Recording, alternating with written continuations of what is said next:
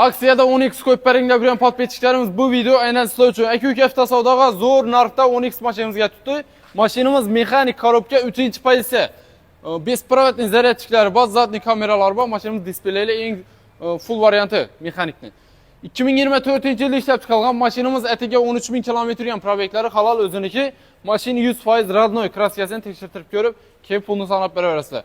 Mashinamizda 4 tane paketinden bo'sh balonlar taqilgan, ko'ribsizlar. Sosteniyasi ideal holatda. Saka diskalar ham neobishisidan qo'yilgan. Uzun saka diskasi emas. Oyoq tena evakor original polikda tashalgan, chexollar ham zo'rindan gizilgan.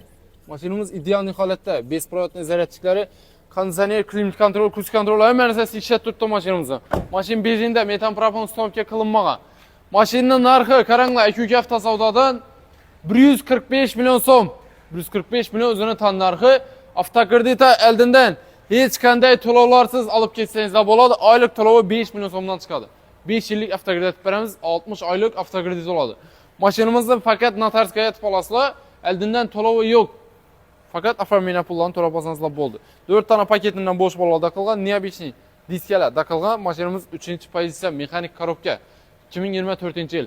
145 million so'mga 4-may kungi reklamamiz qo'ydik. Telefonlashib kelsangizlar bo'ladi. Barter xizmatlarim bor.